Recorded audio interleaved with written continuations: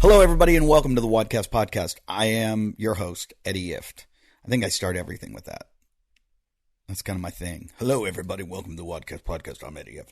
I wish I had like some zinger, something that you would all like remember. You know, like some slogan or something I said. No, I just have a cough from like swallowing too much chocolate. That didn't sound good. I swallowed too much chocolate. What did that sound like? Innuendo, huh? Yeah. Anyway, great episode. We were so lucky to have Ben Greenfield in the house. Not in my house. We actually went to CrossFit Paradiso to record. Every time I record, something's wrong with me right now. I don't know. Every time I record, I go to a different location. I use the Zoom recorder and I record. And it's really hard to monitor the show with headphones and also listen to the person and try to communicate with them. You know, it's easier when Ernie was there, but because I'm traveling all the time, I don't have Ernie. And some people have complained about the sound, and I'm going to apologize right now. I need to do a complete overhaul of the video and audio systems and make sure everything's working properly so that everything goes well. I want to really turn this into a video show. That requires, when I travel, I don't know if anyone's going to be interested in this. Hashtag listen to the intro. Hashtag listen to the intro if you do. I've got a bunch of people hashtagging that. I'm surprised. If you're interested at all in the technical aspect of this, I use a Zoom recorder. That's what everybody uses pretty much. I use the H6N, and I record the show. Then I go back and upload the show. Ernie puts it all together, puts the music with it, and kind of cool stuff like that. I tried using a Mevo and filming the show. The problem was there's never enough light, and I didn't have a good tripod. I have a good tripod, but I try to travel as lightly as possible. I travel with the Zoom and 4 microphones and 4 mic cords, and I get stopped at security every single time. They want to search it. What is this? We've never seen a microphone before. Is it a bomb? So I got to deal with TSA and, you know, those geniuses. And it's also heavy.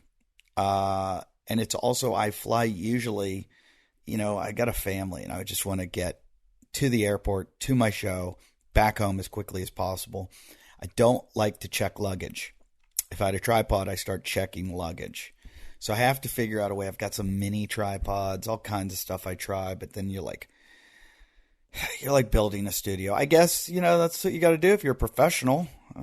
Whoever said I was professional. But I know a lot of you would like, I don't know why people want to see it. I like to listen. I don't like to watch podcasts. It's 2 people talking. There's no action. There's no, like, it's not like they're going to choke me out or anything like that. So it just, the iPhone is really good under low light conditions.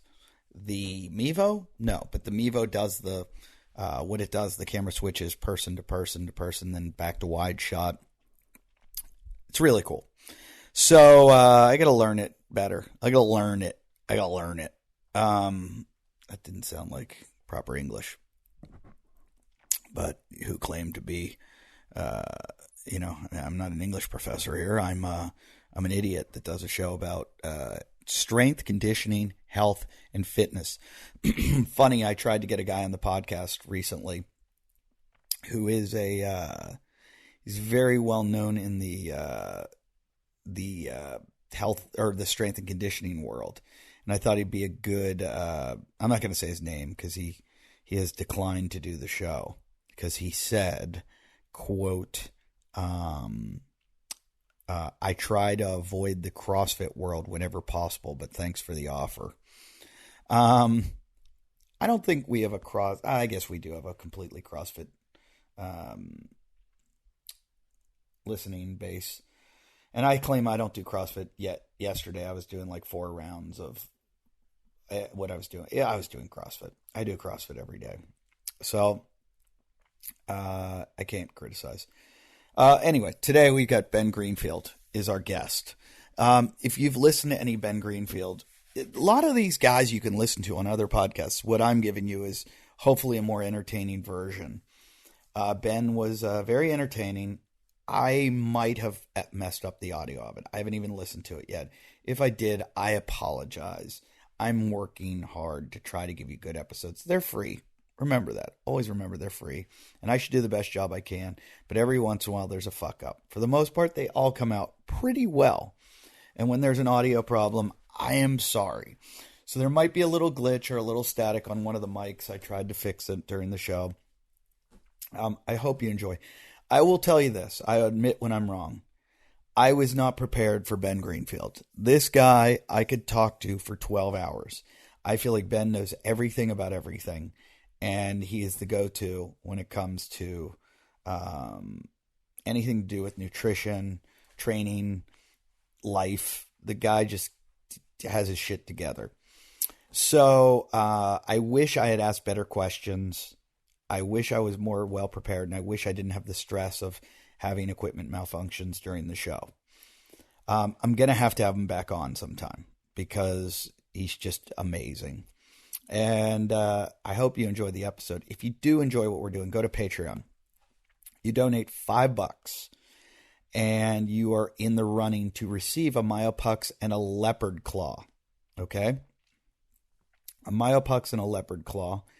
And they're pretty awesome, the Myopux and the leopard claw. Let me tell you why.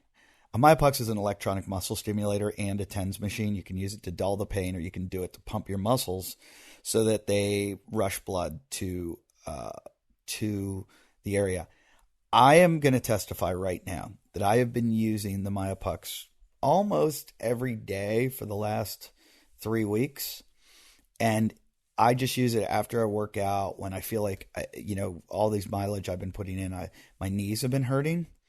And I put that thing on and fuck, is it amazing. I have never experienced anything that's done such an amazing job. The pain relief you get from ice is great, except that ice doesn't flush the waste. Ice actually prevents the inflammatory process from happening. If you listen to any Gary Rhino episode, you'll know that. This works so well. So the Myopux, just, you want one. It's so compact. You bring it with. You can put it anywhere. I can do it on the plane. I can do it. In fact, I'm going to do it right as soon as I'm done recording this. I'm going to do it on my arm for my elbows. I get a little bit of tendonitis in my elbows after I do a hard CrossFit workout. It's great. It just flushes all the waste out. And then I use the leopard claw sometimes to scrape anytime I feel like there's any adhesions, anything, any gunk, whatever you call it. So if you want to get these, it's worth about $450. You donate $5, good chance you might get yourself one of these. And we send them out to you, and we thank everybody for participating in Patreon. The winner this week is Torin. I hope I'm saying that right. Torin Krisch. I'm probably butchering your name, but you're getting a Myopux and a leopard claw, so don't get mad at me. Torin Kristich.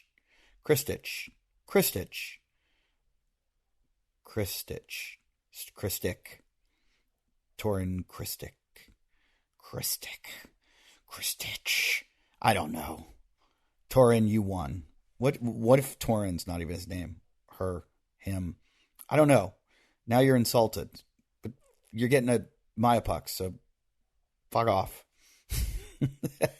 Enjoy it. That is great.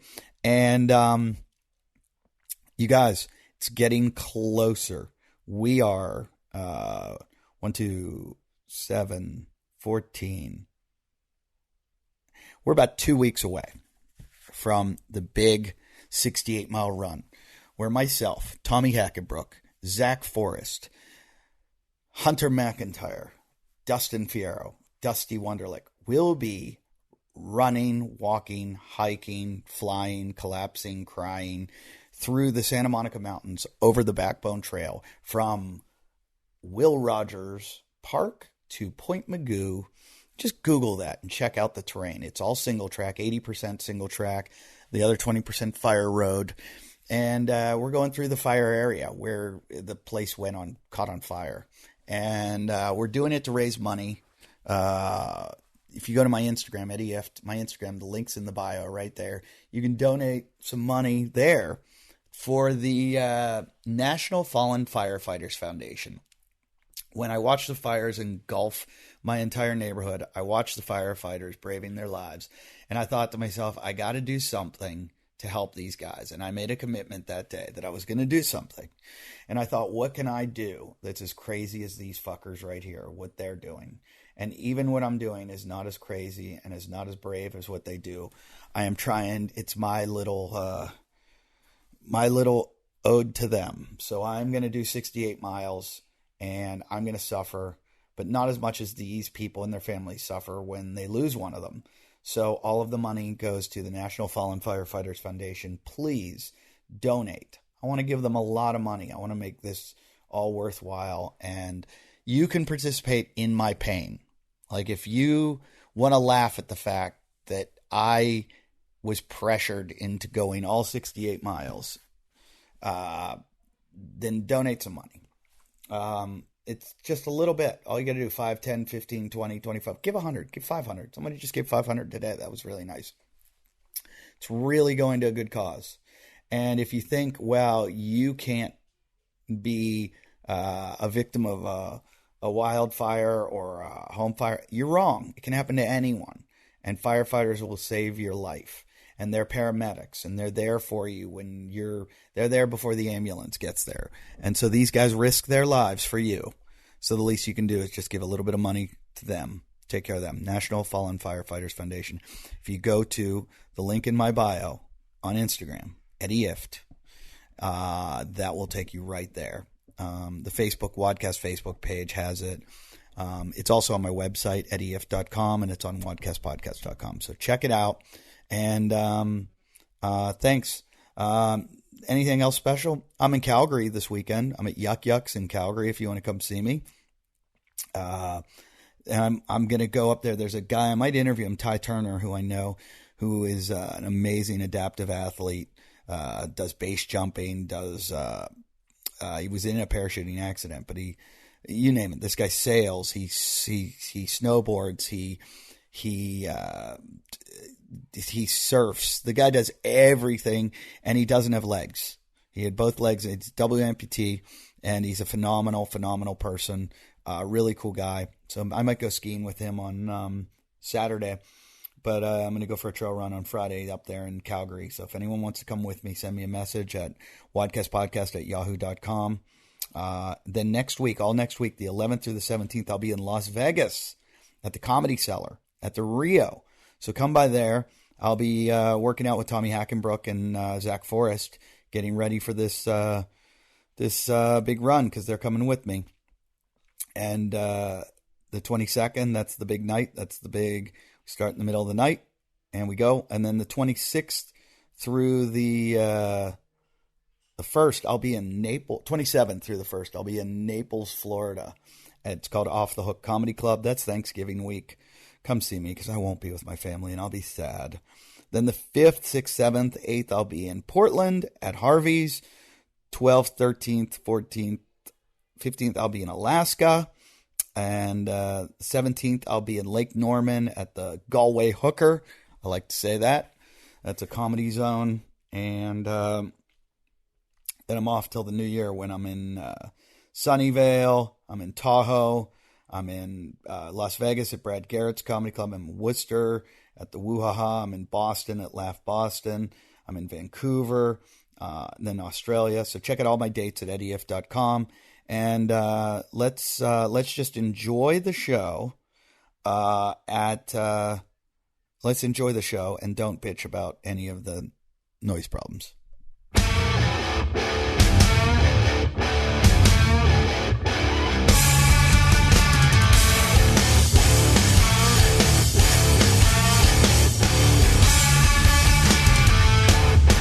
Ladies and gentlemen, welcome to the Wadcast Podcast. It's a very special day. I feel like I'm going back to my roots. I'm at Paradiso CrossFit in their office. I don't know why I'm in their office. It's like a sweat lodge. Office/sauna. It is. I have a good view, though. Yeah? Yeah. Look, it's What'd you call it? Snatch Day? That is Snatch Day. It's Snatch Day. It's Snatch Day at the Paradiso CrossFit. You know that voice because you've probably heard him on another podcast that you listen to, you whores. That is Ben Greenfield right there. Unbelievable. Your listeners are so unloyal if they know who I am. I guarantee they know who the hell are they doing listening to other podcasts? Yeah. I mean, geez, do you guys have to? I mean, can't you just be mine? Do you have a job? Do you have a life? That much time in your hands? Listen to 2 podcasts? And that, I've been trying to get Ben on the show I haven't really tried till now, but I always wanted him on the show. I always just figured I'd get you in Spokane. Jeez. Thank you. I was like, I'll get him when I go to Spokane.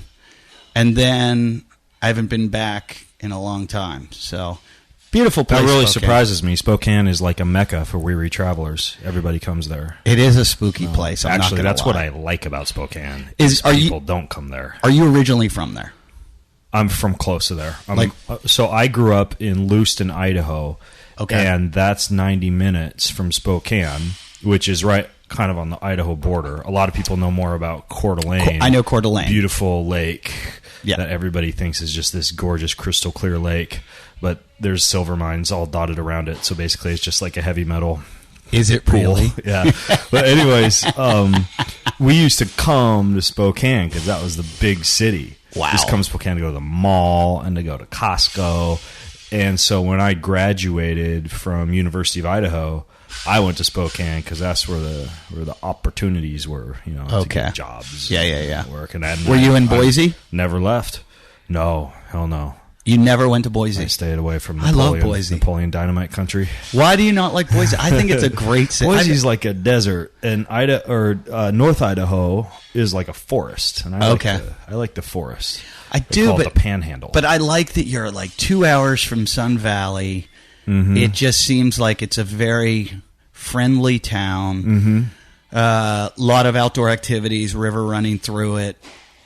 A lot of cool, a lot of hipsters, and then a lot of rednecks. I like the combination of both. You're not going to sell me a timeshare in Boise anytime. Nope, not happening. Not going to happen. Really, I just don't like it. Like maybe Northern Idaho's that good. I don't know. Just maybe like my mom had some friends in Boise that I used to get really bored going to visit because there wasn't much to do at their homes. So maybe it's one of those built-in childhood trauma things. Yeah, I can see that. Maybe I need to do some MDMA and then I'd like Boise. Well, the funny thing is I went to the comedy club there for I'd say 1/4 of the pay I usually get because I just wanted to go to Boise. Whoa. I had to do a theater gig in Sun Valley, and I was like, well, tag it with this. And then the guy gave me the offer, and I was like, oh, that's terrible. So terrible. And I was like, I'll go. I'll do it. And they had me do all these shows. And then I was doing another theater gig in Sun Valley, booking it for next year. And I said, hey, I want to do it again. Let's put it together. And the guy goes, yeah, we don't want you back. And I was like, what do you mean? And he's like, you made 2 people cry. At which, to his defense, I did. And your comedy show? Yeah, and it was... By dropping stuff on them or emotionally? Usually, I can say this honestly. I've been doing this 25 years. And a few times, 3, 4, 5 times a year, you'll have somebody walk out because they're offended by something. Maybe even more than that. But it's like you have 300 people that stay and have a great time. So I always say, fuck them for... we can't cater to that one person. For being handicapped and walking out when I made that wheelchair joke. Yeah, exactly. Fuck them. You'd have 299 people that are like, I really like that wheelchair joke, and if you didn't do that wheelchair joke, I was going to walk out. Yeah. So I go with the majority. Yeah. I did a joke about Humira, the drug that's for everything. Mm-hmm. It's like an autoimmune disease. I was making fun of the commercial. I hope people aren't going to complain about this shit. Oh, and somebody had an autoimmune disease? Somebody had an I did the joke about... with psoriasis, the commercial where the guy's arm flares up over the salad bar and it kind of flakes into the bacon bits. I don't watch TV, but I believe you. Anyways, I said something about it, comparing it to leprosy, maybe. Mm-hmm. A woman with lupus made it about her lupus. Oh. And then she went on the lupus Facebook. I guess they have a group where they all chat. Did she release the hounds? Yeah, they came after me hard. So I thought it was kind of funny, so I talked about it the next night. Did you catch lupus from them? No, but I You made got lucky. I made another woman cry because she interrupted the show, and I just made a joke about it very nicely. I mean, it was like how I would have talked to my mother. And while I was talking to her, she went, "Stop, stop." And I was like, "What?" She's like, "Stop." And I'm like, "What is going on?" I go, "No one's ever heckled me like that." So we're going on. She leaves because she doesn't get that the audience is kind of laughing with her, and it's not mean. I'm not being mean-spirited. She goes outside and cries. So now I think Boise is, I think they're a bunch of pussies. Or are you saying that she wanted you to stop saying? I was like joking about the situation. Oh. And she just kept yelling, "Stop." And I was going, "I don't understand. Stop what?"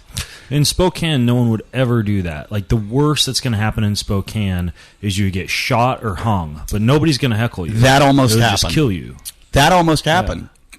I did a joke about Michael Jackson. A guy in a Steeler jacket who I had bonded with because I grew up in Pittsburgh goes nuts. They throw him out. As they're throwing him out, I see them take him out through the room. I don't know if you've ever been to the Spokane Comedy Club. It's a really nice club. I have once. They take him to, like, the entranceway, which is like a little room. This is going to kill me. Everybody's going to bitch at me and be like, "I can't believe you did a show in a gym." But we told them we were at a CrossFit gym. Yeah. Well, they're snatching. Yeah. Just I'm going to tell Suver, who's coaching the class right now, to stop. They're probably getting fit by osmosis just by hearing these bars drop. That's true. Your snatch, your PR is going up. Mm-hmm.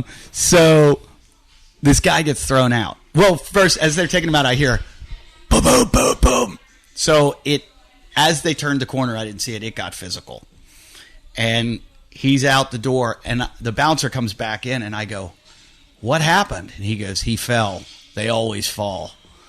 And I went, "Okay." And I go, "Are the cops coming?" Like, because this guy was like extremely, and he goes, "Nah, the cops would never come for that." And I was like, "Okay, where is he now?" Because I'm like, I have to go home. I, for fun, was taking like those the electric bikes, the Lime bikes. As you do for fun at night in Spokane. Yeah, and I'm just like, want to kill you. Yeah, and I'm just like, now I'm in a bad situation. So in between shows, I had gone out some back door to go get food. And I remembered thinking, why do they have these back doors and why are there no locks on them? And this is a dangerous situation. Like that anyone could come in or people could just come in without buying tickets. This is stupid. As I'm on stage, after he's been thrown out, I hear boom, boom, boom, boom. He's trying to come back in. Oh, my. So I start to think automatically, like, gun, I'm fucking dead. Yeah. This is how it's happening. Microphone stand. And I look at the bouncers, and I go, "He's coming back in. Like, do your job." And they all start laughing. And I'm like, there's a murderer coming through that door. Like, don't you watch the news? Maybe they thought it was part of your shtick. I don't know, but luckily one of the doors was locked, and he could not. Yeah. But he was trying. So I asked him after the show, I go, "Did you go?" "Yeah, that was him. It was him. Yeah, he was trying to get back in." It's a good way to get laughs, though. Yeah. Get assaulted on stage. Yeah. But Accidentally. Spokane seems like that.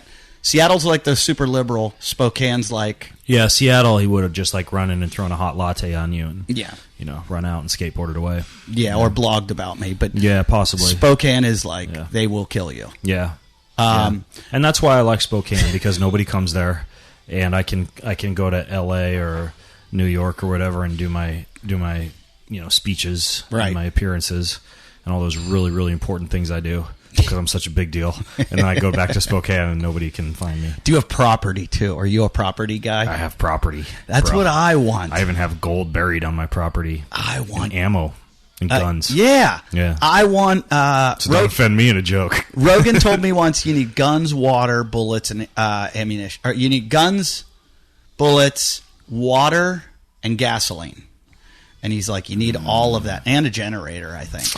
Yeah. Probably the only one of those I don't have is gasoline. I think you need a good storage of gasoline. Yeah. I mean, I'm started like where we live in Malibu. They're going to shut the power. I've got my solar panels hooked up to a ton of those like Tesla batteries in the garage. Do you really? So I've got a bunch of storage backup powder from the sun, but I don't have gasoline or a generator. So what would you do with the Tesla batteries then? They can run your house? They can run everything. Yeah. Oh, wow. As soon as the zombies bite the power line cords that feed the power in from the municipal power supply, then the whole house just automatically switches to solar. And if it should run out of solar, it will automatically switch to those batteries. You know, if part of the zombie apocalypse is that they block out the sun or something. So it could still last a little while. I've had a zombie situation once where these, when we were in high school, I had a house at a ski resort with a bunch of buddies. And one night, the house next to us was a bunch of guys that just wanted to party. We were up there to ski. They were there to party. They came up to our house to party one night, and it got late. We're like, all right, guys, go home. You know, we want to get up early and go skiing. Yeah. And they're like, we're not fucking leaving. And we're like, yeah, you're going to get the fuck out. It's time to go. So we kind of kicked them out of the house. So then they came back, like, we're fucking coming in, and tried to, like, kick down the door, and we locked it. And they kept trying to, like, get in. Well, this wasn't in Boise, was it? No, this was in Seven Springs. I was gonna say, you could have just told a lupus joke. This is Pennsylvania. And we went to call the cops. Boom, phone line cut. They had just ripped it out of the wall. They were advanced. So we were like, and we're, 18 years old, 17 years old, and we're like, this shit's going down. Like, this is when it happens. These guys are fucking coming in. And this was before the invention of the iPhone. But we had a rifle. So, shotgun. My buddy just sits on the floor and at the door, and he goes, if you come through that door, I will kill you. He's like, I will shoot you. And we were still, like, terrified. And we ended up running out the back door, running, like, down, like, trying to avoid them. They with saw the gun? us with the gun, got in the car. They're still chasing us while we have a gun. Wow. We get in the car. As we're driving away, they're throwing shit at the car. They keyed the car, everything. They ended up... We went and got the police down the hill. Police came back, gave them all tickets, and then sent us back up to the house. Wow. They just show back up. They just get tickets. Yeah. Yeah. And then they come back to kill us again. And again, sat against the wall and, told them, we're like, we will kill you if you come in. What a fun ski trip. Yeah. Well, it wasn't as good. We lived there. We were like, my parents went, oh, you're 17 and you want to have a house at a ski resort an hour away? Sure. Why not? Sure. That's reasonable. Yeah. And the house was as big as this room. Yeah. Yeah. Yeah. I dig it. That sounds like a good adventure. Like, they should have done like Turkish Get-Up Day today. I know. That's like nice and quiet. You focus, you breathe through your nose, you get up, you get down. If you drop something, then you messed up. I'm wondering if that guy that we're looking at right there with the black shirt on, he might be the dude that got rhabdo. There's 8 guys down there with a black shirt. The guy that's like closest to us. Okay. What about him? He got wrapped up? Rhabdo. I think. Oh, rhabdo. The one we were just talking about. Oh, jeez. Everybody gets rhabdo when they work out. It's not a big deal. Have you ever had your blood tested and it was in there? High proteins? Yeah. Oh, I've peed Coca-Cola after almost every single one of my Ironman races. You're the expert at all this. Like it comes out brown? Yeah. Really? Yeah. That's terrifying. Yeah. Like brownish red for hours and hours. That marker on your blood test, is that the one that's like creatinine? Well, what they're measuring for rhabdo is proteins in the blood, which you can, if you're super aerodynamic. I know you've got a big trail run coming up that you got to kick Hunter McIntyre's ass in, so you're probably not going to want this extra weight. But those little pee strips, you can just buy one of those from Walgreens and pee on it. It'll measure your protein markers and show you what above average and super high is. Most people, even after a CrossFit workout, they're going to pee pretty high for proteins. They're going to also test high if they get blood marker for CRP. CRP isn't a urinary marker, but it's a marker of muscle damage and inflammation. It's also a marker of cardiovascular damage, right, to myocardial tissue.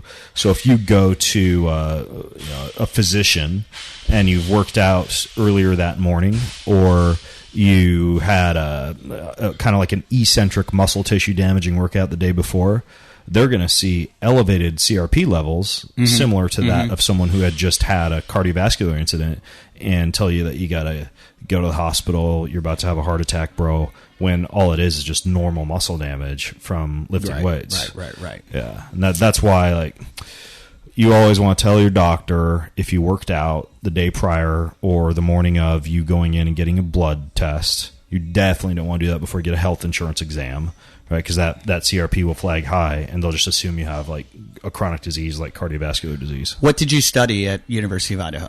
Exercise physiology did? Okay. and biomechanics.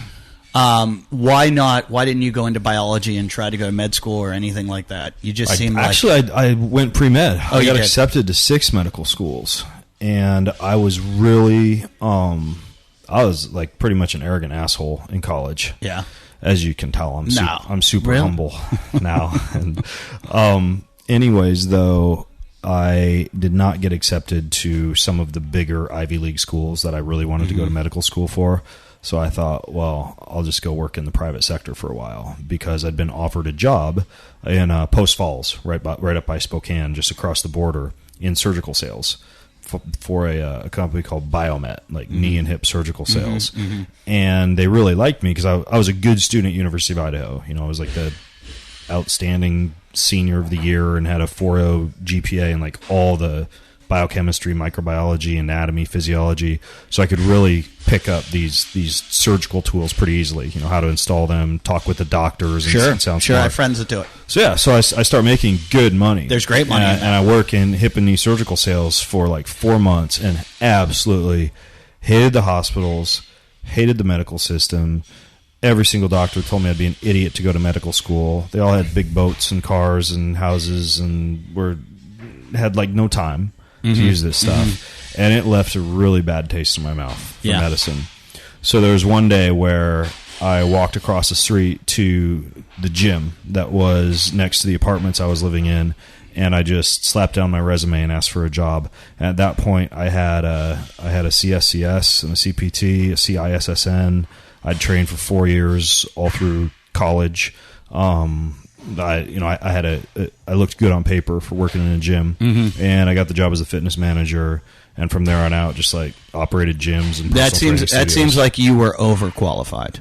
Yeah, Yeah. which was good though. Like and I got in early with all the old like internet marketing guys like Joel Marion and Ryan Lee and like all these guys who teach you how to not just work as a trainer dollars for hours, but set up really successful training systems, membership programs, recurring revenue, newsletters and online presence and ebooks on the side, building a list online from the gym membership early on in the day.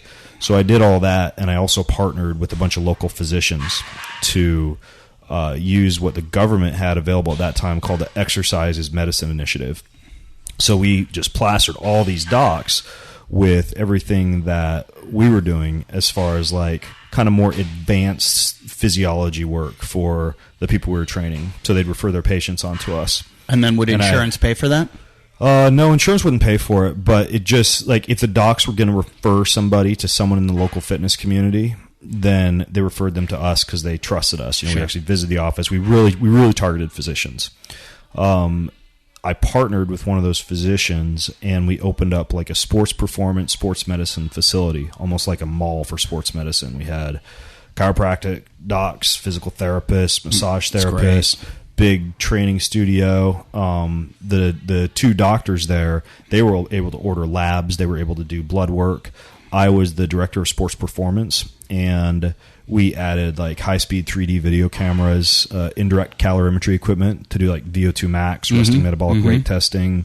We had like a PRP centrifuge so we could take people's blood out, concentrate the growth factors, and You re-inject. were allowed to do that, or you need physicians to do that? We needed a physician on staff to do it, so we could do some cool shit that you couldn't just do as a as a normal gym. We had high-speed video cameras to do. Does this facility still exist? It sounds it does, amazing. Yeah, it's called Champion Sports Medicine. And it's out in Spokane? Yeah, it's up by Gonzaga. Yeah, I don't know if they're doing all the sports performance stuff anymore because I left when my kids, the first year my kids were born, they're 11 now. So I left 11 years ago.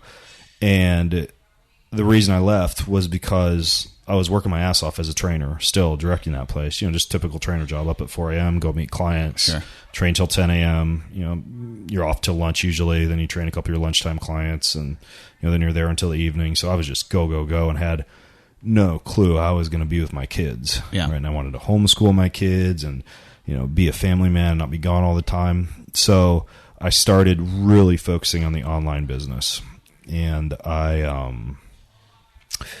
I launched a product, like an information product for training Ironman triathletes, because at that time I'd transitioned from bodybuilding into Ironman triathlon. And that was really, aside from the patients that local doctors were referring to the clinic, that was the lion's share of what I was doing, was working with endurance athletes, like swim analyses, training marathoners, training triathletes, doing bike fits, just, almost all endurance athlete focused stuff. And so I launched a product called the Triathlon Dominator. And it was like a full program. I designed videos, PDFs, articles, just everything you'd need to be able to do an Ironman triathlon on minimal training. So it was an 8 to 10 hour a week training program. And when I launched it, it was super successful because I talked to all these guys in the online fitness marketing industry, like how do you do a video sales letter? How do you do a long form sales page? How do you just set everything up soup to nuts to deliver a really cool package to people, but also, just go through all the sales and the marketing and the psychology of making it a palatable product. And when I first launched that product, which was during October, Ironman Hawaii race week. So there were a lot of people like Googling Ironman, and I partnered with a lot of triathlon clubs, triathlon coaches as affiliates, right, to market it to their athletes and to their clients. And over the course of the first week that I launched it, I made $50,000 on that program in like 7 days. And at that point I was like, all right, I could do this. Because I love to write anyways. I love to speak. Yeah. I had started a podcast at that point. What year is this? This was 2009. Okay. And NSCA had voted me as the trainer of the year, right? So I had the personal trainer kind of like limelight on me, and I was traveling to all these fitness conferences and on stage speaking. So I kind of had some revenue from speaking, from, sales of other products I was generating for personal trainers to learn how to run their businesses. So I kind of had a lot of plates spinning. And I wound up stepping down as director of sports performance and just moving all my clients onto other trainers in the area, and then pretty much went full-time into what I do now: speaking, podcasting, writing. I do some online training, so I work with a limited number of clientele from around the world and help them with their sleep, their health, their heart rate variability, their fitness. And then I invest in health and fitness and nutrition companies. Still do some speaking, and do you work with John Durant at all? Yeah, okay. Yeah. I've invested. He has a great syndicate called Wild Ventures. Yeah. I've done some investing in some of his companies, like Thrive Market, and Serenity Baby Foods. And I've had John on here a few times. Yeah, John's cool. Yeah. And then I also own my own supplements company called Keon, and I've been running that for about 3 years. Okay. So what do you guys focus on with Keon? Supplements. I mean, what kind of? So the whole idea is we are developing, with me as kind of like the head formulator, as far as me coming to the team with what I want for ingredients, and we're developing full shotgun formulas for specific needs: sleep, the immune system, digestion, recovery, performance, hormones, like just some of the major low-hanging fruit. We don't want to have like a creatine, an arginine, an L-citrulline. So like we're just about ready to launch a really, really good joint product. Like it's been a year and a half in the making, researching all these different ingredients in this joint product, but it's got like 6 different ingredients in it. Every formulation is kind of like a shotgun formulation with a bunch of shit in it. And so we don't want like 100 SKUs. Like I'll be happy if we have like 10 SKUs, period. And what do you mean by that? Meaning like products. Like I don't want to be this big catalog, like, I don't know, what would be an example, like Now Foods or... Right. The only thing I think would be cool would be to do a few more functional foods. Like we have a coffee, and we have a really good energy bar, but I would really love to someday, have like a really good donut and a really good cereal and a really good, in Australia, healthy version of a peanut butter and jelly sandwich. Australia, I had a healthy donut. My wife put it in the refrigerator, and it was some kind of like protein donut. And I was like, oh, whatever, And I pulled it out. I looked through all the ingredients, and it was just like almond flour. It was all really good, nothing bad. And I'm like, this is going to taste like shit. And I ate it, and I was like, where did you buy that? Yeah. I'm like, we need to go there right now and buy another one or buy like 50 of them. You don't even have to fry a donut, right? You can bake a donut. That's what and this it was. tastes really good. So, like, we were talking about Sun Life earlier. Yeah. Our boy Khalil. Like, Yeah. he's got those billion-dollar meals, these amazing coffee shops. They have donuts. They have, like, these matcha tea I've donuts. never had one. And birthday cake donuts that are amazing. I don't remember if they're almond flour or coconut flour or what. There are also... and I do not recommend these, even though they don't have as much sugar as some of these other donuts that are made with like an almond flour base and typically like raw honey and stuff like that. Keto donuts. Yeah. So keto donuts are a thing now, and they are really good. And I went to FitCon in Salt Lake City, and the speaker's dinner was like catered by a keto sweets company. And dude, I skipped like the sirloin steak and the broccolini. I'm like, you know what? Fuck it. These donuts are beautiful. They're amazing. Yeah. There's like 6 different flavors, like peanut butter and raspberry and marshmallow chocolate. Oh, great! So now they've playing some now they've music. added music. Now we got a for soundtrack for the rowing. We could start rapping instead of just talking. I hope this is like a 3-minute AMRAP. Yeah, it's. How long could they row, anyways? Just so people know, they're rowing. They're rowing pretty. They seem to be intensely. rowing pretty hard. It can't be that long of a workout. Hey guys, time to get your Gains box. That's right. All your monthly fitness needs delivered. Here's how it works. You're going to go to gainsbox.com. That's thegainsbox.com. TheGainzBox.com. Here's what's going to happen. You're going to select a plan. You're going to fill out your athlete profile, and with easy gift options and cancellations, and you're going to get the best fitness brands in one package. What a better gift. Gifts are the hardest things to think of. If you know someone that CrossFits or works out a lot, this is the best gift you can give them because it's a gift that keeps on giving. Every month, they're going to get a subscription. They're going to get a mix of apparel, gear, supplements, and snacks. All the best stuff out there. It's worth double the cost. You're never going to pay full price again for anything. It's customized by size and gender. So you just go on there. You're like, hey, my friend Fernando. Fernando is a size small, and he's he doesn't identify gender wise, but we'll give him a he, and he's a mix of he likes to work out a lot. So Fernando, all of a sudden you're getting Fernando all kinds of stuff.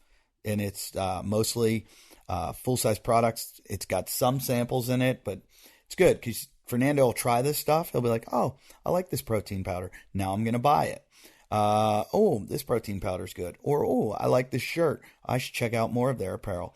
It's curated by industry experts. And you can order now at thegainsbox.com. That's TheGainzBox.com.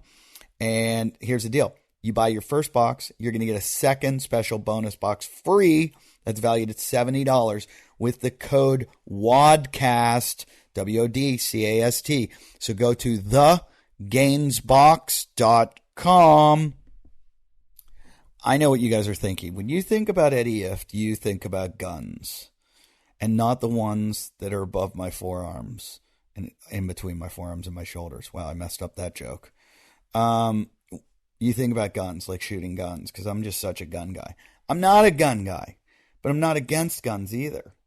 And I think there need to be more people like me, and we need to have more of a discussion about guns in America, because too often the debate is too extreme.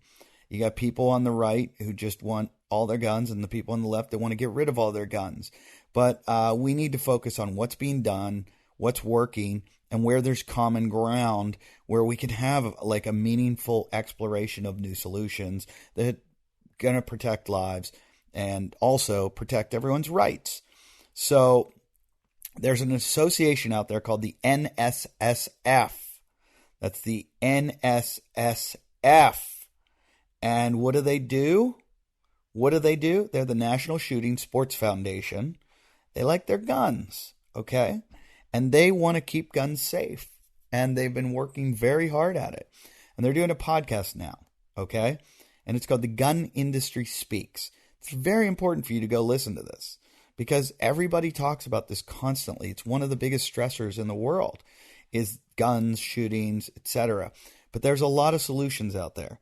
and these guys are talking about them. So go to the nssfrealsolutions.org/podcasts. And these guys are committed to promoting responsible actions among gun owners.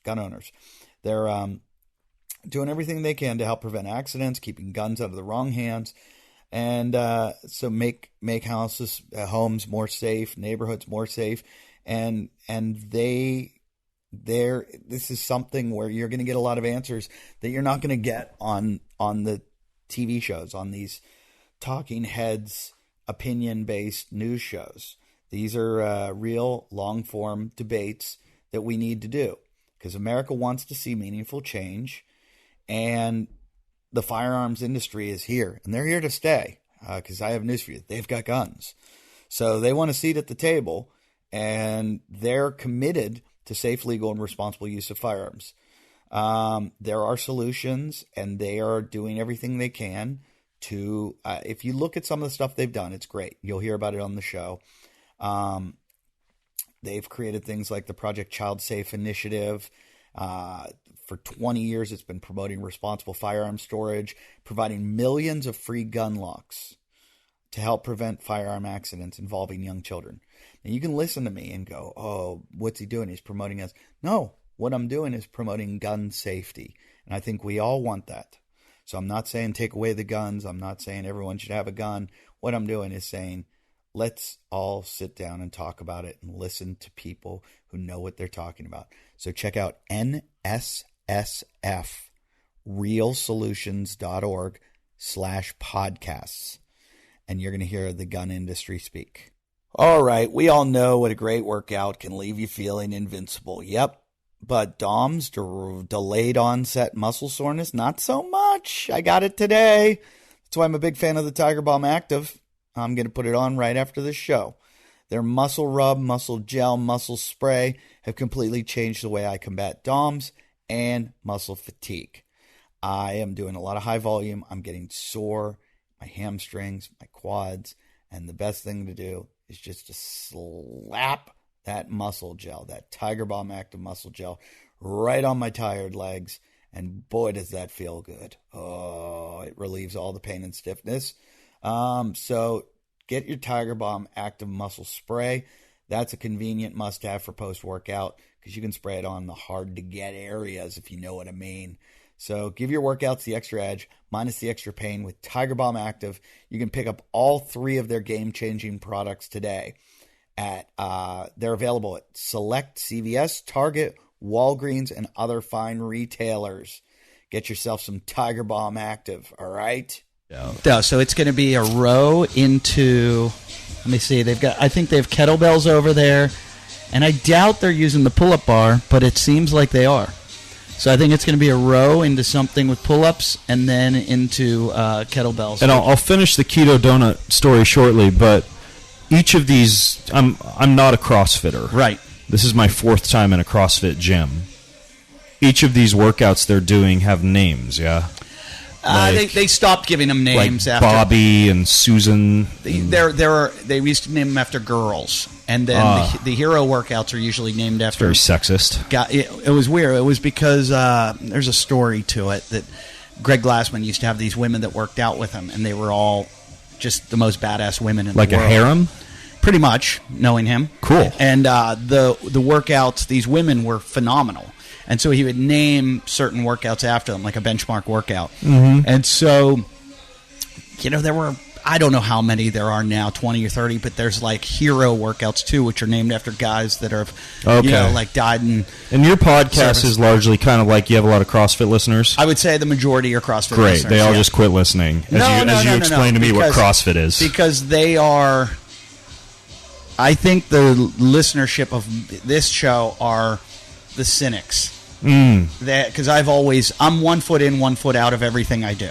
Okay. Everything good. I do, I only have 1 foot in. Good. Then we'll make them happy. This is ridiculous. These people are going to hurt themselves. Oh, really? Are they? Oh, they're doing. I'm turning around to look right now. Kettlebells. So they're doing goblet squats after rowing. They're doing goblet squats after a row. But I think there's going to be a third thing too. Pretty good little butt wink going on there. Okay, so keto donuts. They're amazing. So flavorful. And if you look at the label of a lot of these popular ketogenic foods, because this is an inexpensive ingredient to use to make something taste good, are using like erythritol, maltitol, xylitol, all these sugar alcohols. Right. Actually, not xylitol. That's more in gum. Yep. Erythritol and maltitol, though. Xylitol, too. I actually shove up my nose in a product called Xlear, which is Chris Kresser recommended it as a to break up the biofilm. What did you call it? I think it's called Xlear or Clear. Oh, X-Clear, yeah. Yeah. And he says it's pretty much the only thing that'll break it up, and that's why people use it on their with the gum, because it'll break up the biofilm. Do you think he's in his medical clinic right now laughing about the guy who he convinced to shove gum up his nose? Not gum, but the Xlear. Xlear is just it's a nasal spray. Yeah. And it's just like a saline, but it's got xylitol in it. I should try this because the place I'm staying at, close to here in Venice Beach, I swear is a moldy apartment. I wouldn't doubt it. I went and bought Clorox yesterday and just walked around the whole place spraying. My place, when I lived in Venice, was filled with mold. I hope the guy who was letting me stay there isn't listening, because probably half his underwear and stuff is just like turned white, like the white bleach stains all over. Yeah, definitely. Go to Rainbow Acres, or I think Air One's got it. But wait, they have what? Xlear. Oh. It's good stuff. So I could go protect myself. Yeah. And that's easier than gum. And anyone with like asthma or anything like that, I think it's, or not asthma, I'm sorry, with sinus issues.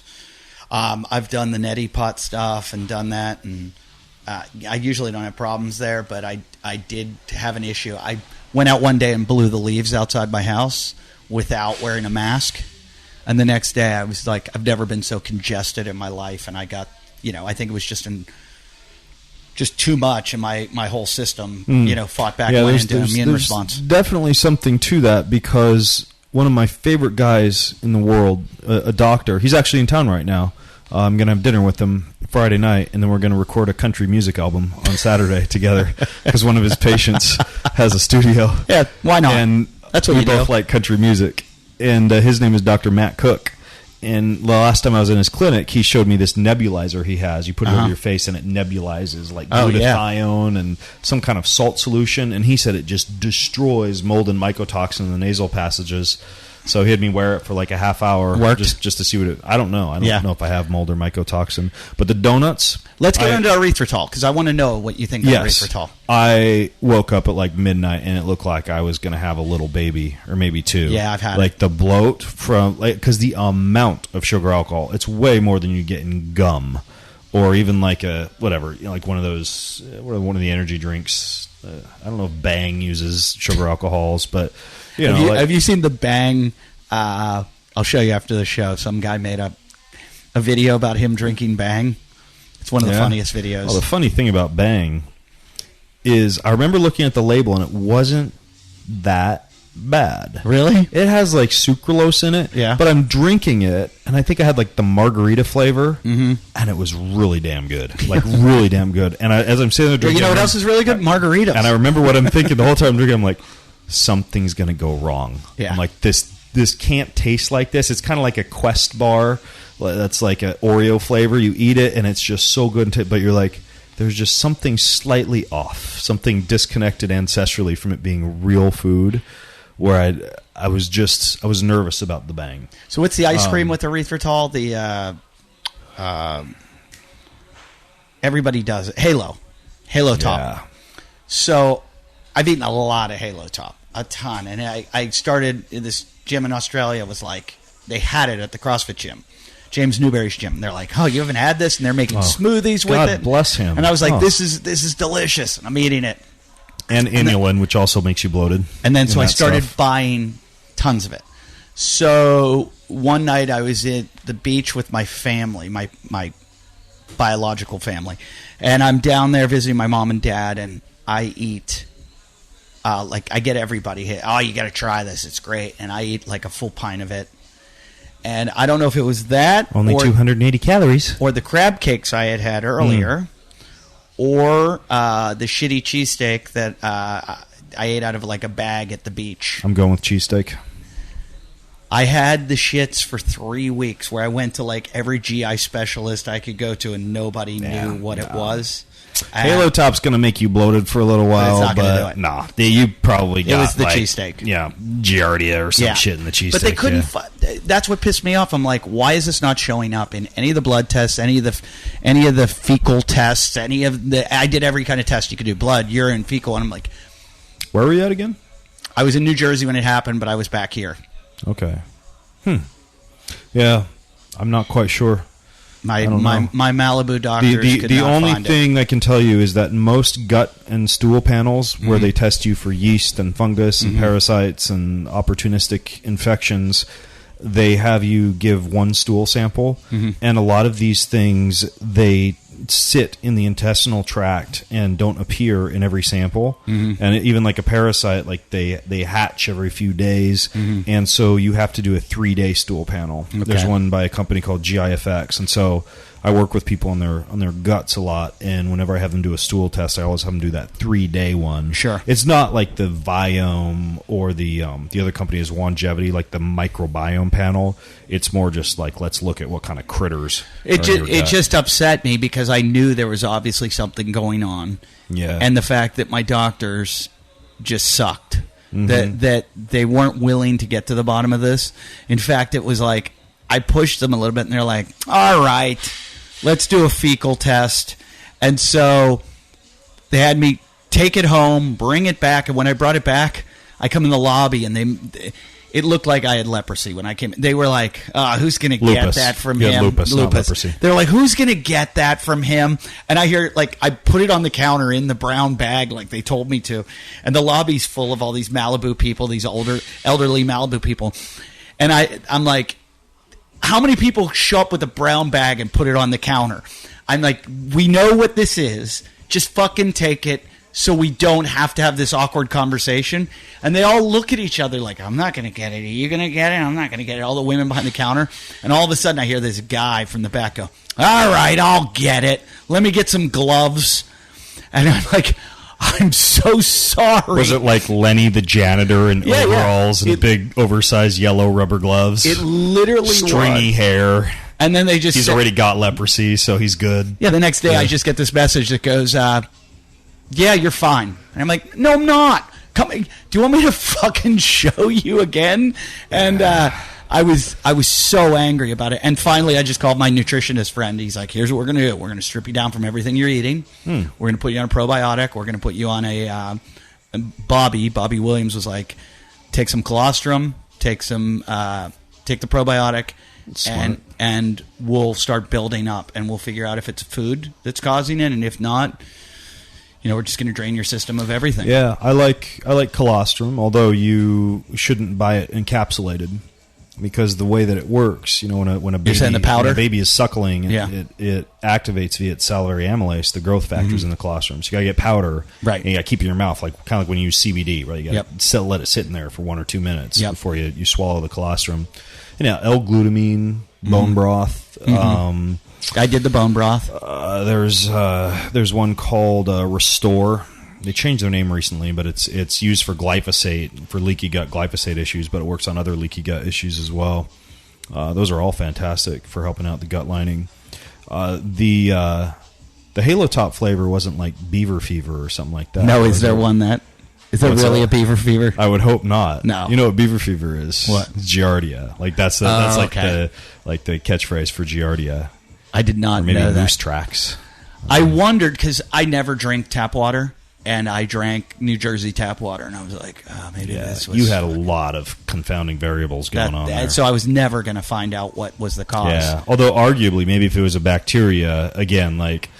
any of these sugar alcohols, like the keto donuts we were talking about, the problem is you get tons of bloating, tons of gas. A lot of times, that can cause either constipation, just blowing out the back of the toilet bowl, and the inulin, and primarily the inulin and something like the Halo Top could feed a bad bacteria.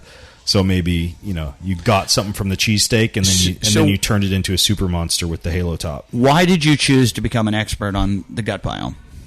I'm not an expert on the gut biome. But you know more than 99% of the... Well, my formal background in terms of nutrition is just being a trained sports nutritionist.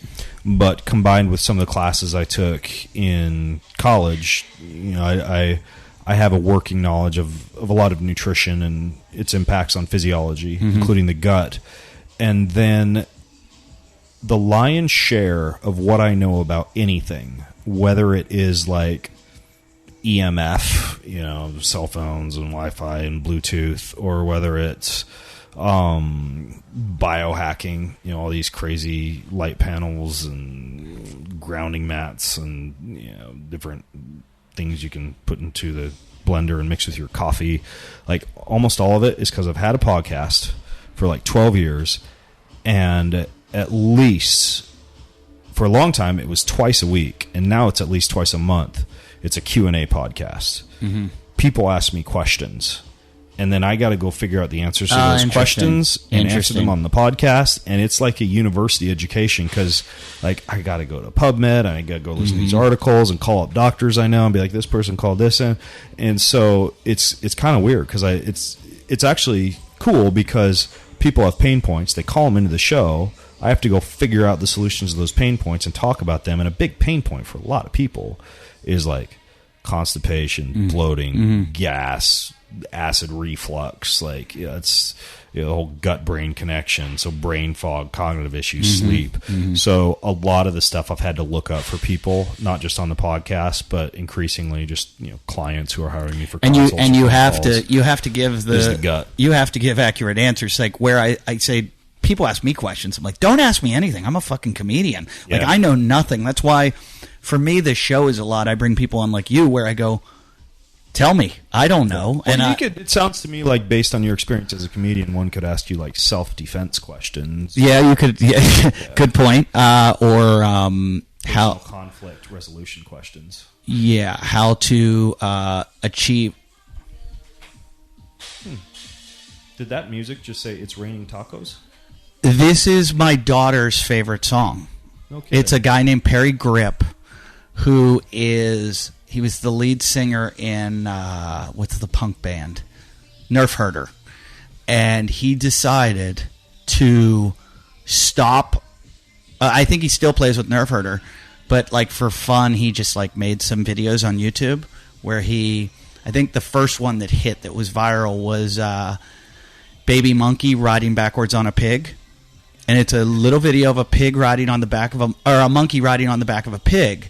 It's a funny little video, and he sang a song, Baby Monkey, Baby, and it got like 1 million hits. So he ended up making a song every week, and he now has like 300 songs, and they're all like this, like It's Raining Tacos, or... Do you know how glad you're making me that I have boys? Oh, they like Johnny Cash. Oh, I don't hear songs like Raining Tacos at our house. My daughter... Well, the thing is, I found it funny. Yeah. And so I found it like original. I didn't want to listen to Taylor Swift or anything like that. So I didn't want to hear Taylor Swift shit. So I found it funny that my daughter liked this stuff. Yeah. But the guy's incredibly creative, and he's making a fortune. A fortune. Doesn't that annoy you when people can do stuff like that? That's but if you... It's to his credit. I mean, he probably works kind of hard on it. These insipid songs. I think he does, but I read an article about him, which is great. He talked about, he's very Buddhist in it, that he does it for fun, and he never makes them to make money. He just was like, it challenges him, and he likes doing it, and he writes these songs, and he puts them up. Lamborghini down the highway. I tried to that reporter. I just do this for fun. I contacted him to see if he'd play my daughter's birthday party, and I was like, I'll pay you whatever it takes, blah blah blah. And he wouldn't even get back to me. Put a pinky to his mouth. So he's making so billion. much money that he was like, "Fuck off! I don't do private parties." Yeah, because it's raining. Wait, I feel like I'm losing you now. $100 bills is what it's raining. I am. Fucking, this is annoying the shit out of me. Is the microphone doing something weird? Yeah, let's switch. So I had Bobby, and we had a crazy podcast yesterday, and I feel like you had a crazy podcast with Crazy Bobby. Crazy Bobby. Has Bobby told you all about his giant CVAC unit? Yes. In bits and pieces. Hunter and Bobby have filled me in a little bit. Sounds quite interesting. It's really interesting. I've seen one of those things down the street here in Santa Monica. Yours is there. Did you just give me the shitty mic? You now have the good mic. The good mic I'm fucking taking out. Wait, how will you be heard? I've got more mics. Oh. So many mics. I have a whole studio at home, and it's insane. But when I travel, I'm on the road every fucking week, and I just got. Do you edit this part out, or you just kind of let your audience It depends. Sometimes roll with it? they like to hear. I could sing to them while they're waiting about tacos. It's raining tacos Come out of the sky. on Snatch Day. It's raining tacos in... Open your mouth and close your eyes. That's how many times I've heard that song. I know all the words. It's raining tacos. Just open your mouth and close your eyes. Interesting. All right, let's see it. I thought that was like a prison phrase. Let's see. Test 1, 2. Mic test. Oh, One, much, two, much, baby. much better. Much better. Okay. Raining unicorn tacos. I could practically throw that one out. So Where were we? We were talking about you and the gut biome and the until we heard Raining Tacos came on. Yeah. Speaking of biomes, gut biomes, tacos. Yeah, and so generally, I'll have most people do that GIFX comprehensive gut panel. It's a Okay. 3-day panel. It'll tell you yeast, bacteria, parasites, levels of inflammation. Those gut microbiome tests, they give you like the whole phylus and genus and species of all the bacteria in your gut, and then they make claims, right? They're like, well, you're deficient in this bacteria, so you should take this probiotic that we're going to sell you, or you're deficient in that bacteria and therefore you should eat this fermented food to replace that bacteria, or this specific bacteria feeds on broccoli and makes huge amounts of sulfur, so you shouldn't eat broccoli if you don't want to fart. Like they tell you all this stuff, but a lot of the claims they make, though many people find them to be helpful, do not have a lot of robust science behind them. Mm-hmm. So it's kind of like genetic data from 23andMe. It's kind of fun to get a basic idea of the general direction you should go, but in human clinical research-based medicine, it's still kind of a joke. And I think if you were going to spend money on a gut test, you get the one that's actually identifying the exact critters that are in your gut, rather than just getting the DNA sequenced and saying, here's some basic things we think maybe you should do based on what the gene markers in the gut are showing you. And I've done both, and I've found, I have a high amount of sulfur consuming bacteria that produce methane as a byproduct. So it is true that you don't want to be around me after I've had Brussels sprouts and broccoli and cauliflower and eggs and a lot of these sulfurous foods, even whey protein, and even like glutathione supplements, right? And so when I got that information, I really began to limit or restrict those foods. I will occasionally dig into the broccoli sprouts, or what do they call them, the Brussels sprouts with bacon at the steakhouse. Damn good. Sometimes that's worth it. How about the buffalo cauliflower? Fart. It's not as bad as the keto donut fart. Have you had the buffalo cauliflower? I've had the buffalo cauliflower at Erewhon. Is that not possibly yesterday? Is it not the best thing ever made? Also worth the fart. I would actually probably rather have that than buffalo chicken wings. Like, if you went for taste, I'm like, I think the buffalo cauliflower actually tastes better. If the producer of Game Changers had been able to interview you for that movie, he probably would have paid you to say that. Buffalo cauliflower. Buffalo chicken wings gave me these guns, baby. There's a comedian named Andy Haynes who has a really, really funny joke. I want to give Andy credit for this. He goes, how's the joke go? I love the way he starts the joke. I love, my favorite, to me, really good comedians are comedians that get into and out of jokes well. Because anybody can tell a funny joke, but it's what was their segue, or how creative they were. And he goes, this other joke starts, he goes, can we talk about the year cauliflower's having? He goes, cauliflower, forever, nothing was happening. And then all of a sudden, cauliflower's sitting around one day, and its agent calls him on the phone. He's like, you're never going to believe this. You booked pizza. And the guy's like, are you kidding me? He's like, That's not it. You also booked rice. Rice. You're going to be rice. And he's like, are you kidding me? And it's just such a funny joke.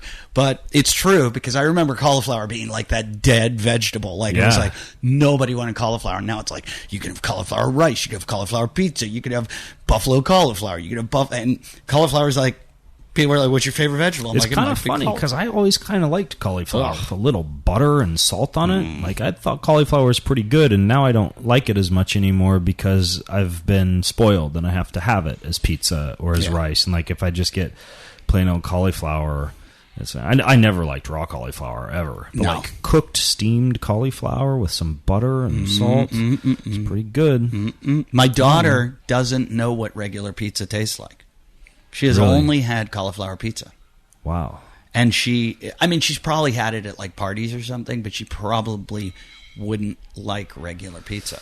Do you think that we'll eventually have like this rift in society where there will be those kids who didn't grow up on comfort foods like Kraft macaroni and cheese and peanut butter Captain Crunch and Big Macs, and will have zero nostalgia associated with those foods? And so basically, like, they'll never be that situation where they're like, oh, but you gotta live a little. You gotta dunk an Oreo. Yeah. You've never dunked an Oreo, and I don't know. I just wonder if that will eventually disappear. I watched a YouTube video once of they gave these millennials their first Big Mac ever. And it was a whole bunch of people that had never had Big Macs. Yeah, that's what I'm talking about. Like, it seems like that stuff, and it's actually kind of good. It's that great. Stuff might be kind of slowly disappearing. Yeah, well, I know it's done. I talked to a cousin of mine works in the meat industry. That he sells, like, you know, what you would think is horrible processed meat to, like, he's a purveyor or whatever it is, to all the different fast food industries. And he was telling me that they basically, like, if you buy a franchise of McDonald's, you can figure out your margins, like how much you want to make, by saying, like, what caliber of meat do I want to sell? Like, McDonald's gives you a choice. You can buy, like, from Group A, Group B, or Group C. Like, do you want to buy the really good stuff? Do you want to buy the sort of good stuff? Or do you want to buy the shitty stuff? And he said it used to be that it was all shitty, but McDonald's has had to up their game because of all the criticism and all the competition now, that they can't get away with feeding you the shit anymore. I just realized, though, it's probably going to kind of ruin my business idea for Keon of doing healthy versions of comfort foods.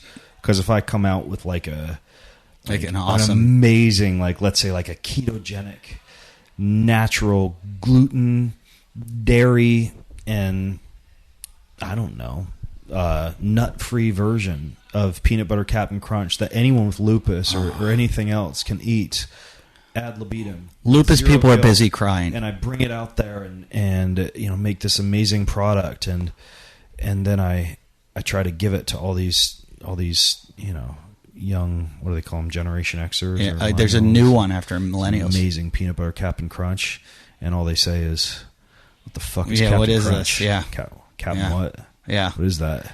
I don't know. It's still around, and I think the masses as they eat their buffalo cauliflower. I think the masses are still eating it. Yeah. What were you as a kid? Did you eat like the shittiest food in the world? Absolutely. I mean, I did. Like, I played college tennis, and without fail, every single day I'd go to practice, I would pull over on the 21st Street McDonald's in Lewiston, and I would get a Big Mac, supersize, fries, Dr. Pepper.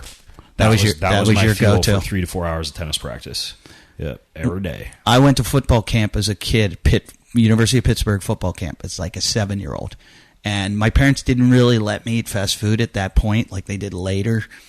But we would have for lunch during football camp, we would get like either a Whopper or a Big Mac, or I think it was like a Wendy's, whatever Wendy's was, and like a big orange drink. They didn't give us Coke, but they gave us the orange drink, which was just as much sugar, and the fries. And I remember going, this is the most delicious thing ever made. And I didn't like football camp. I liked lunch. I was like, okay, you know, another hour of practice. We get to go in and I get to eat that Whopper. And sometimes I have days like that still. Really? I can't do it. I'm working, and you know, it's 8, it's 9, it's 10, and all you're kind of thinking about is that amazing lunch that's waiting for you up in the fridge. Oh, that leftover ribeye steak and sweet potato fries from the night before. Oh, I thought you were saying one more call, baby. Just one more call, baby, and then I'm going up to the fridge. I thought you were saying like, I'm going to McDonald's. I'm getting a drink. No, not anymore. Although actually, even sorry to interrupt, but lately I've been hitting the Venice Beach Gold's Gym for my morning workouts. Yeah. And when I travel, sometimes I don't like to go work out in a busy, hot gym full of people and lift heavy stuff. And I'm not going to use the machines just because they're just riddled with people and God knows what else. So I've just been outside in the back. Oh, yeah, it's good back there. With the hex bar and the kettlebells, 7 o'clock in the morning. And really about the only thing that's been getting me through those workouts is knowing Erewhon is just a 20-minute walk away after I finish that workout. Such good food. Go down there and have one of those. What did I have this morning? It was a $20 bowl of ice cream, whatever it was. It was really good. Oh, the steak and egg burrito in the morning is so good. Or the what's it called? The brisket hash. I believe you. I got sidelined by the ice cream before I made it to the brisket and the burritos. The brisket with sweet potato hash is unbelievable. We're talking about all the delicious food in the world. I heard you mention you played tennis. I wondered what your athletic background was. So you played University of Idaho, you played tennis. I grew up in Lewiston, Idaho, in a very non-athletic family, kind of musical family. Really? And we kind of dinked around in sports a little bit because my grandparents wanted us to play like t-ball and baseball, basketball, soccer. And I got into basketball pretty hardcore and played basketball through second year of high school. How tall are you? I'm 6'2". Okay. Yeah. And then I played tennis starting when I was 13 and really loved tennis. Actually, up until I started playing tennis and getting good at tennis, which was by the time I was about 16. I was playing on the USTA circuit and getting ranked in the U.S. and doing well, toying around with the idea of being a pro tennis player. I was, up until that point, just planning on like video games and computer programming, and I was a total nerd.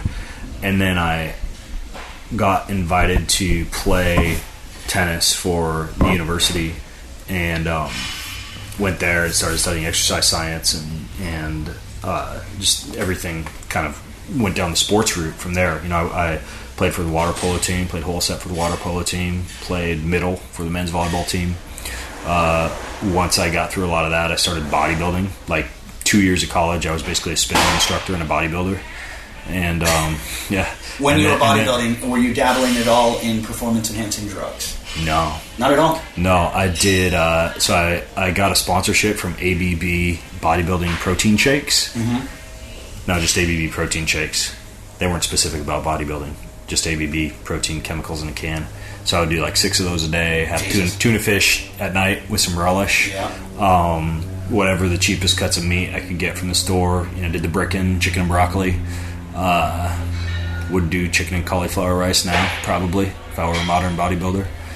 And okay, cool. Is that better? Much better. And then I used Redline for my workouts. Remember Redline? Yeah, the pre-workout picked me up. So I did a lot of Redline, and I did creatine, just basic creatine monohydrate. And that was it. I got up to 215 pounds, 3% body fat, and a lot of lifting. Because I know, like, someone like Victor Conti, are you familiar with Victor at all? Yeah. His thing was he was basically testing people for nutritional deficiencies and then finding, well, there's a deficiency here, we can fix it with taking this, and it would be an anabolic or whatever it was, a SARMs or whatever he got into. I don't know, all the things he created. But I thought maybe from your background of being, understanding nutrition and understanding everything and going, well, and you seem very science-oriented, that you would go, why not take this thing? Or why? At that point, I was an if it fits your macros, whey protein, creatine guy. Mm-hmm. Right? Like, that's what I knew, because I was drinking the Kool-Aid of what I was learning at the university for nutrition classes. If I decided I wanted to bodybuild now, I think I could turn myself into a monster.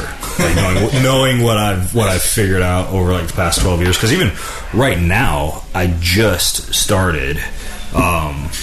What are you pointing at? It's just so funny in CrossFit. There's such a world of like people that are, like they test the CrossFit Games, and every year like 2 or 3 people will get caught Yeah. But it's like you're looking at some of these guys and you're like, come on. I kind of wondered when I see those, because I mean, like, there's the dead giveaways, the big eyebrows, the square jaw, the cannonball shoulders. Like, there's a look that you get when you're on gear that you just. You know. So, anyways, if I could, so I just started focusing on muscle gain this summer. I put on 14 pounds this summer alone. How'd you do it? And I did colostrum day and night. What we were talking about with colostrum for the gut, I mean, it's designed for little mammals to turn into big mammals. So I started a ton of colostrum, organ meats every day, liver, heart, kidney. I order from U.S. Wellness Meats. How do you eat? I love Braunschweiger head cheese, scramble them up in eggs. You should see my Ziploc bag I travel with every day when I'm traveling. It's like 30 capsules: brain, thyroid, heart, liver, adrenals, and lung. And I get all these from Ancestral Supplements. How old are you? 37. So you're still able to build muscle like at 37 ton years of old. organ meats, colostrum, and then I just started using peptides, which are amazing. I have this peptide I use. It's an injectable peptide called tesamorelin, and it works very similar to like a growth hormone precursor, but it's 5 days on, 2 days off. Way safer than like a SARMs or steroid or anything like that. So that's my stack right now: is tesamorelin, colostrum, and a ton of organ meats. And if I were to start backing off the endurance sports, the cardio, start lifting more, do a little bit more of that stuff, start eating more calories, I think I could get pretty jacked. It's because as I get older, it's so hard for me to put on muscle, and I just break up my workouts from traveling so much, and doing this endurance is just. I'm catabolizing my whole body, and I keep trying to figure out how am I going to, as I get older, retain muscle and or build muscle. I'd like to put more on. I mean, doing CrossFit a little bit when I was starting to go really heavy, started to gain some weight, but along with that came a lot of injury. Yeah. So the other one, as you age, I forgot to mention this: collagen and or amino acids, like not branched chain amino acids, because all those do. Perfect amino acids. Essential amino acids, because you got like the branched chains are a joke, because all you're doing is spiking your blood sugar because of all that unopposed leucine. And then the bad part is, like, if you're taking BCAAs as a pre-workout or during the workout, they fuck up your protein synthesis afterwards when you have a complete protein, because they compete for the binding sites for that complete protein. So you don't even on your races do BCAAs? No, only EAAs. Only EAAs. During the race, you'll do it? During the race, before, after. Wow. And for people who just want to put on muscle, 20 grams of that per day and or 40 grams of alcohol. You're making me angry right now, because Crazy Bobby has been trying to stuff, and has at times stuffed essential amino acids down my throat and swears by them. And I was like, fuck off, Bobby, blah, blah, blah. And then I had an endurance race around here, and then, no, do the branch chain, blah, blah, blah. And Bobby's like, listen to me, don't listen to them. And I'm like, you haven't done anything. And he's like, I've done everything. And Bobby swears by them. Bobby's smart. Bobby takes the colostrum. Bobby was right. Bobby does the powdered colostrum. Bobby does fucking bull testicles. Bobby does, you name it, he does it. He's on it all. There's something for testicles too. No, but organ meat. So when I travel, like we were just talking about Erewhon. So like there's like so many cool places I go to. Or I'm a foodie. When in Rome, I want to try the sushi in Japan, and I want to go to Erewhon when I'm in LA. And when I'm at home though, like my diet is so plain Jane. It's basically like bastardized carnivore. So I do a ton of wild game meats, and I bow hunt. So a lot of these meats are meats that I've put into the freezer myself, and I order from U.S. Wellness Meats. So I love U.S. Wellness Meats is amazing. And then it's all nose to tail, right? So for any time I eat muscle meat, I have a rule: I have to eat organ meat or take those organ capsules. Right, so I never eat just unopposed levels of the amino acid methionine that you get in muscle meat. So I've always got meat and organ meats as a staple in the diet. Wild caught fish, I'd get a ton of stuff from Wild Planet sardines, like anchovies, herring, mackerel, salmon, like all these clean, low metal fish. And then I do the colostrum, like I mentioned, which I kind of count as a food. And then for my carbohydrates, it's all underground storage organs, which are like the most ancestrally appropriate carbohydrate, and they're really high in like dextrose, resistant starches. They're very nutrient dense, but I'm talking about like yam, sweet potato, purple potato. Those are some of the biggies, but then squash, winter squash, summer squash, some carrots, parsnips, like mostly root-based starch. and I do a little bit of raw honey just because it's, again, so nutrient dense, probiotics, enzymes. Do you do bee pollen at all? The company that I get my honey from, Beekeepers Naturals, I think they have some propolis, royal jelly, and I assume some of the pollen is present in there as well. And then aside from the meats, the fishes, the organ meats, underground storage organs, and honey, I'm doing a cup of coffee in the morning, glass of wine at night, and a shit ton of bone broth during the day. And like when I'm home, it's like those 7-8 food groups. That's it. That's pretty good. I wish I could stay that clean. I'm trying to. Once I get through this, I've fallen off the wagon of trying to stay somewhat keto, and not keto, but somewhat just like nutrient dense. And I've been throwing a ton of carbs in just because I feel like I'm wasting away, and I need that energy. And I've got two different schools. I've got Hunter telling me to eat my carbs, and I've got and just taking massive amounts of calories, and then I've got my buddy Dylan on the other hand that's like going, endurance athletes, the best endurance athletes are doing keto. Both are right. So ketones are preferred fuel for the liver, for the diaphragm, for the heart, for the brain. They're like rocket fuel for endurance exercise. That's why a lot of people even add on top of the ketones they're producing by being in ketosis these exogenous ketones. Like Tour de France cyclists and DARPA are using these things, and they really are like rocket fuel. But at the same time, even for a slow twitch muscle fiber to engage in repetitive chronic motion, you still have to have some element of glycolysis. You still have to have some amount of carbohydrate burning on board. Some of that can be lowered with creatine supplementation because you have more bioavailable phosphate groups if you're using creatine.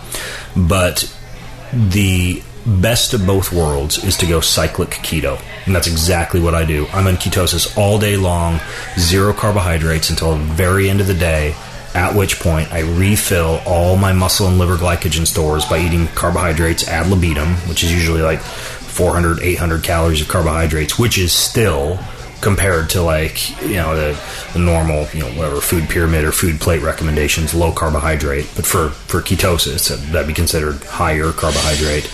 And then I rinse, wash, and repeat. Wake up the next day, don't eat carbs. Why would you do your carbs late at night instead of early in the morning? You are more insulin sensitive in the morning, and so at first glance it would seem like that's the time to eat the carbs. However, if you have the carbs in the morning, you're taking yourself out of that ability to maintain a state of fat oxidation and train your metabolic efficiency the entire day. You also get that kind of hypoglycemic drop, and instead of getting it when you're asleep, you're getting it when you're awake, so you get this trigger of hunger. And furthermore, even though you're less insulin sensitive in the late afternoon or the early evening, you can induce a state of temporary insulin sensitivity by exercising in the late afternoon or the early evening. And then after you finish that exercise session, at some point in the next 2 hours, have dinner, include carbohydrates with dinner, and you're going to be just as insulin sensitive as you were in the morning because you'd exercised. And furthermore, because you've had carbohydrates, you get this dopamine and serotonin release that helps you sleep. Sure. So it works out beautifully. It actually, you answered a lot of questions that I've always wondered, and I'm wondering if, like, I know our listeners are going, half of them are going, what the fuck are these guys talking about? And the other half are going, okay, I want to talk about this for 12 more hours. I know you don't have much time. Where can people find more of your information to help them along this kind of structure? I just worked really hard on a book, and it's coming out pretty soon. Not your other book. No, my old book, like, I won't lie, like that book's good. It's really focused on fitness and nutrition. That one's called Beyond Training. But this new book called Boundless, it's like tons of other shit I had talked about in that book. I mean, not only has the whole like biohacking and sports nutrition world come a long ways in terms of research in the years since I wrote Beyond Training, but I've been pretty steeped in like the whole like longevity, anti-aging, mold, mycotoxins, Lyme, the gut, just like some of this stuff that I think is as important or more important than just fitness and nutrition. And so it's 608 pages long. It's just like soup to nuts, everything. I can't wait to see it. I'm going to read it.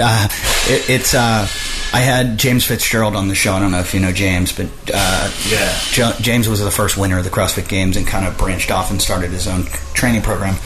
And he said to me one day, he said, what's your goal? Like, he goes, when you're 90 years old, where do you want to be?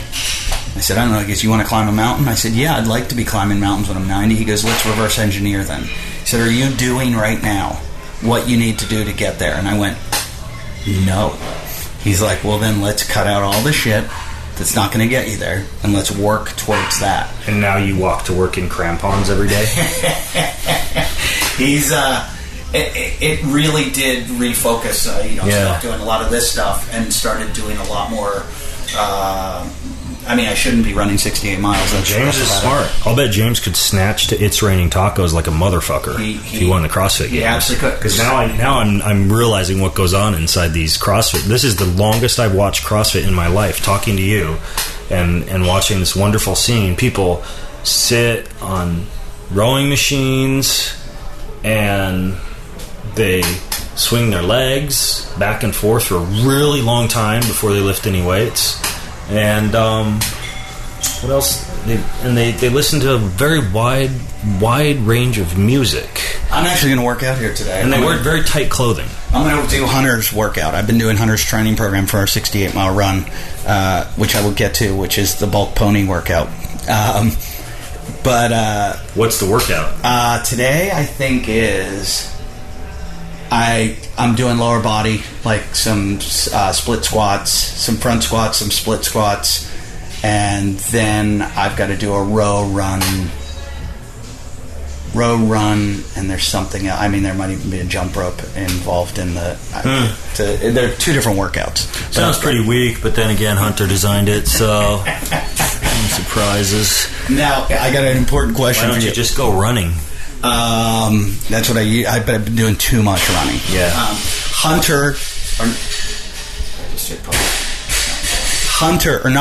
A company came to me and wanted me to advertise some kind of like dick stimulant where they were going to make me go to this process, and they were going to put radio waves through my dick or something. Was it Gainswave? Yeah, that's it. I've done that. Yeah, that's what. And I was like, I talked to Hunter, and he's like, do it. He's like, Ben did it. You got to do it. And I was like, I told them on the conference call, I said, look, I don't have a problem with my dick. It works really well. And they went, it'll work better. And I'm like, I don't need it better. You have no idea what you've been missing. No, I actually got approached by another company a couple weeks ago called Rocket that probably does the same thing, but they have something they send to your house. So it's probably waiting for me when I get home. The Rocket. Yeah. But what did Gainswave? You had, how many sessions did you do? I've done 7. My wife's done it too. Yeah. You are, it works. It's one of those things where if it's convenient for me and I'm in one of their offices and it's not out of the way, it takes 20 minutes, right? And you really do get raging boners for a month. Do you really? Yeah, you do. And the first time you do it, they have you use a penis pump for 30 days, and now they've got some supplement that's a boner supplement. So now there's all these confounding variables. It's was it the shockwave? Was it the penis pump? Was it the capsules? My wife was like, do it. And I go, I don't have a problem. She goes, yeah, but they're going to pay you. And I said, yeah, but I don't... What if my dick stops working? She goes, how much money are they going to pay? Yeah, what if you become emotionally and psychologically dependent on that procedure? Yeah, you know what, though, sucks? If they didn't start advertising on your show, you just gave them a full advertisement on your show. Very good point. You should retrograde it. Well, don't release this podcast and then come to them and be like, okay, you could advertise, but all I want it to be is an organic conversation between me and my next guest. And don't tell them that we already recorded this. And they'll be like, okay. You're like, done. Done. It's the name of the book is Boundless. BoundlessBook.com. When will it be released? January, but it's already shipping. And what I did was I put a bunch of bonuses videos and PDFs and workouts and nutrition plans. So if people order it now, they're still going to get a bunch of shit while they're sitting on their ass waiting for the book to arrive. I could ask you 7 million questions. We should do an episode up at Bobby and Mariel's house like I did yesterday with Ronnie Teasdale. I want to meet him. I want to meet Crazy Bobby, so let's do it. We will definitely set that up because I would rather... I was ill-prepared for this show, and I'd have 7 billion more questions for you. Ever, rookie. And I also have never had so many engineering issues. And you say that to all the girls. This was awful. From where we recorded to the sound to the music to the... I thought it was kind of fun, though. It was different to have the distractions. It kind of keeps you on your edge a little bit. Yeah. I think. So, I mean, it's a blessing in disguise. Plus, I learned a new song. Yeah. And my lack of professionalism makes me feel good about myself sometimes. I'm like, I kind of still have my street cred now. Yeah. You know, because if I came in here and I was like, oh, look at this. Like, when people used to come to the bingo bus, they'd come on that and be like, holy shit, you spent a lot of money on this. And now you're like, what's this guy? Did he just start podcasting yesterday? I don't give a shit. I just put my pants on just now. All right. Well, that was the best episode I've ever done. This is the first one I've done. I think it's the best episode you've ever done. I'm biased. Thanks, dude. Your friend's drink, whatever this is really good. Oh, let's give them a shout out. Gold Thread Plant-Based Tonics. Mint. I think you're a vegan now. I think it was really good. Means you're vegan now. I liked it. Between that and all the cauliflower tonic, I was waiting for it to have CBD in it, like everything else now. Everybody's on the CBD train. No. I only give LSD to my friends. Do you do LSD? Yeah. Is that what when you go on Rogan? Is that what you guys talk about? I don't think we've talked about LSD before. Usually, I never know. I don't think he's an LSD guy. I never know what to talk about on his show. He just starts asking me questions, and so I just sit there and I'm along for the ride. I tell him about all the weird people I've known in my life that end up in prison. And no one believes me. The listeners are like, "You're a fucking liar," and then I have to send them links. And be like, here's the guy I went to high school with that has a horse farm where you can fuck horses, which is in Washington, by the way, it's your state. Here's the guy who shot an FBI agent. Yeah, I've got like all these. It's weird. Like my high school, if you look at the famous people out of my high school, it's like the girl who married Howard Stern, and then guys that like fuck horses and kill FBI agents. It's pretty cool. So, sounds like a great episode. Something about my home state I'm going to have to look into. Oh, I got to do Gainesway first, though. I won't. Be able to fuck that horse. Well, no, you don't fuck the horse. The horses fuck you. Oh, okay. Have you ever seen some protocols other than Gainesway I should probably do? Have you ever seen Two Guys, One Horse? Google Two Guys, One Horse. Nope, I'm proud of saying no. Enjoy that one. And we're going to end on that. Right. So, Boundless is the book. It's coming out in January. Every single person listening to this, you need it. You know where you're going. If you listen to the show, it's a perfect book for you. And your Instagram is? cauliflowerricerecipes.com. Ben Greenfield Fitness. Perfect. And thanks for listening. Always rate, review, comment, or do whatever. Buy tickets to my live shows. I don't know where I am. This week, I think I'm in Calgary, or I'm in, I don't know, Alaska. I'm going to Alaska soon. Wherever. Find me, eddieif.com. Thanks for listening. Good night. Thanks.